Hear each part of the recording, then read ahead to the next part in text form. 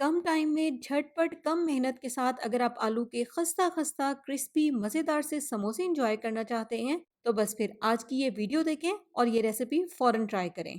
आज मैं आपके साथ शेयर कर रही हूँ ये आलू समोसा बाइट्स। ना ही समोसा डो को अलग अलग बेलेंगे और ना ही समोसे को अलग अलग शेप देंगे। एक ही साथ सारी डो को बेलकर 15 से 20 मिनट में या ज़्यादा से ज़्यादा टोटल आधे घंटे में ये आलू समोसा बाइट्स तैयार हो जाएंगे। इजी रेसिपी है, रिजल्ट तो यहाँ पर आप देख ही रहे हैं कितना परफेक्ट है। अस्सलाम वालेकुम, मैं हूँ Sadia Uzair. Welcome back to Sadia Uzair's kitchen. Video को लाइक शेयर और मेरे इस यूट्यूब चैनल को सब्सक्राइब भी ज़रूर कर लीजिएगा। बिस्मिल्लाहिर्रहमानिर्रहीम। तो सबसे पहले इस आलू समोसा बाइट्स के लिए हमने एक डो तैयार करनी है और डो इतनी परफेक्ट होनी चाहिए कि आलू समोसे की तरह ये स्नैक भी खस्ता और क्रिस्पी बने। तो इसके लिए सबसे पहले मिक्सिंग बाउल में लेंगे 2 कप मैदा और साथ ही इसमें शामिल कर देंगे 1/4 कप घी। खालिस घी, वेजिटेबल घी, दोनों में से आप कोई भी ले सकते हैं। ऑयल भी ऐड कर सकते हैं, लेकिन घी से समोसे ज़्यादा खस्ता बनते हैं। इसके साथ ही इसमें शामिल कर देंगे 1 चाय का चम्मच साबित ज़ीरा, चाहे तो इसकी जगह पर आप अजवाइन भी ऐड कर सकते हैं, और 1 चाय का चम्मच नमक। और इन सारी चीज़ों को अच्छी तरह से मैदे में मिक्स कर लेंगे। तो देखिए, मैदे में सारी चीज़ें बहुत अच्छी तरह से मिक्स हो गई हैं, स्पेशली घी। अब इसे हम डो तैयार करेंगे और डो तैयार करने के लिए इसमें हम थोड़ा-थोड़ा करके पानी शामिल करेंगे। यहाँ पर हमें इसकी एक सख्त डो तैयार करनी है, जैसे कि आमतौर पर समोसे की डो तैयार की जाती है।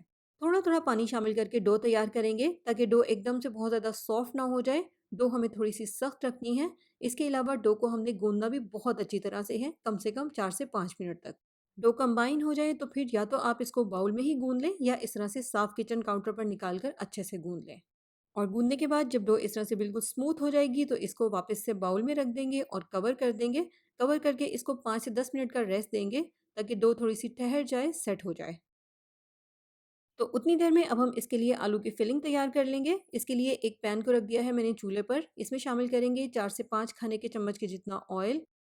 फ्लेम ऑन कर देंगे। ऑयल हल्का सा गर्म हो जाएगा तो इसमें शामिल करेंगे आधा चाय का चम्मच राई, आधा चाय का चम्मच साबित ज़ीरा और 1/4 टीस्पून कलौंजी। बस हल्का सा इनको ऑयल में कड़कड़ा लेंगे चंद सेकंड्स के लिए। एक आधे मिनट तक इनको फ्राई करने के बाद फिर इसमें शामिल करेंगे एक मीडियम साइज़ का प्याज, इस तरह से बारीक बारीक चॉप करके। और अब इस प्याज को भी ऑयल में हल्का सा फ्राई कर लेंगे जब तक कि इसका कलर ट्रांसपेरेंट सा हो जाए।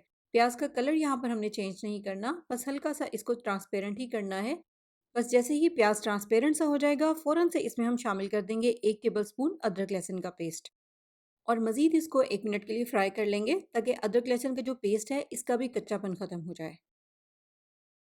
इसके बाद यहाँ पर मैंने आधा किलो आलू लिए थे जिनको बॉईल करने के बाद हाथ से रफली मैश कर लिया था। जैसे ही अदरक लहसुन का पेस्ट फ्राई हो जाएगा तो फ़ौरन से ये उबले हुए और मैश किए हुए आलू इसमें शामिल कर देंगे। बस एक मरतबा अच्छी तरह से इसको मिक्स कर लेंगे। आलू के साथ ही इसमें हमने स्पाइसेस भी ऐड करने हैं। तो आलू को मिक्स करने के बाद सबसे पहले इसमें हम शामिल करेंगे आधा चाय का चम्मच या हस्बे जायका लाल मिर्च का पाउडर, 1 चाय का चम्मच कुटी हुई लाल मिर्च, 1 चाय का चम्मच धनिया पाउडर, आधा चाय का चम्मच हल्दी पाउडर, हस्बे जायका नमक और आधा चाय का चम्मच शामिल करेंगे इसमें चाट मसाला पाउडर। बस अब हमने इसके नीचे फ्लेम को रखना है मीडियम। मीडियम फ्लेम पर इस तरह से कंटिन्यू हिलाते हुए और आलू को मैश करते हुए इसकी हमने कम से कम 3-4 मिनट तक अच्छी तरह से भुनाई करनी है। आलू मोटे हैं तो इस पॉइंट पर मैश भी लाजमी करना है, क्योंकि बाइट साइज़ के हम समोसे तैयार कर रहे हैं, इसलिए आलू पिसे हुए होंगे तो ज़्यादा सही रहेंगे। 3 से 4 मिनट हो गए हैं यहाँ पर मुझे इसकी भुनाई करते हुए। अब इसमें लास्ट में हम मिक्स करेंगे थोड़ा सा बारीक बारीक कटा हुआ हरा धनिया। बस यहाँ पर हमारी आलू की फिलिंग जो है वो बिल्कुल तैयार है। फ्लेम को ऑफ करेंगे और फ़ौरन से इसको एक बर्तन में निकाल लेंगे। बस अब हमने पहले इसको अच्छी तरह से ठंडा होने देना है। ठंडा होने के बाद हमने इस तरह से थोड़ा सा आलू का मिक्सचर लेना है, तकरीबन हाफ टेबल स्पून है, और इसको इस तरह से हाथ से थोड़ी सी स्क्वायर शेप देनी है। बस इसी तरह से स्नैक्स के लिए जितने आलू के मिसाले की हमें ज़रूरत होगी उसको हम इस तरह से शेप दे देंगे। तो यहाँ पर डो को रखे हुए भी तकरीबन 5-10 मिनट हो गए हैं। डो अच्छी तरह से सेट हो गई है। बस अब हमें साफ़ और थोड़ी-सी खुली जगह चाहिए डो को बेलने के लिए। सबसे पहले तो इस सारी डो को हम 2 एक जैसे पोर्शंस में डिवाइड करेंगे और फिर उसके इस तरह से 2 स्मूथ से पेड़े तैयार कर लेंगे। देखिए, यहाँ पर मैंने दोनों पेड़े तैयार कर लिए हैं। अब आप इनको 5 मिनट का रेस्ट दे दें ताकि पेड़े थोड़े से ठहर जाएँ, फिर उसके बाद इनको बेलें। इसके बाद अब हमने सबसे पहले पेड़े के ऊपर खुश्क मैदा लगाना है और फिर उसके बाद उसको बेलना है। वैसे तो डो में अच्छी खासी क्वांटिटी में घी शामिल है, बेलने के लिए मैदे की ज़रूरत नहीं होगी, लेकिन फिर भी इसके ऊपर हमने खुश्क मैदा लाज़मी लगाना है और वो क्यों लगाना है, वो मैं आपको आगे चल के बताऊँगी। तो यहाँ पर मैंने डो को थोड़ा-सा स्क्वायर शेप में बेल लिया है और डो हमने इतनी पतली बेलनी है जैसे कि हम समोसा बनाते हुए डो को बेलते हैं, उतनी थिकनेस होनी चाहिए डो की। देखिए बेलने के बाद भी डो के ऊपर हमने थोड़ा-सा खुश्क मैदा लगाना है और सारी डो के ऊपर इसको अच्छी तरह से फैला देना है। इसको रख देंगे फिलहाल साइड पे और सेम इसी तरीके से इसी साइज़ का दूसरा पेड़ा भी बेल लेंगे। बेलने के बाद इसके ऊपर भी इस तरह से थोड़ा-सा खुश्क मैदा स्प्रिंकल करेंगे और हाथ से इसको पूरी डो के ऊपर फैला देंगे। इसके बाद नेक्स्ट डो के ऊपर अब हम डालेंगे थोड़ा-सा पानी और हाथ से पूरी डो के ऊपर इसको अच्छी तरह से फैला देंगे।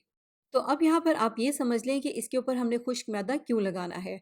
डो के ऊपर खुश्क मैदा लगा हुआ है, जब हम उसके ऊपर इस तरह से थोड़ा-सा पानी डालकर इसको हाथ से अच्छी तरह से फैलाएँगे, तो मैदा और पानी मिलकर एक ग्लू का काम करेगा।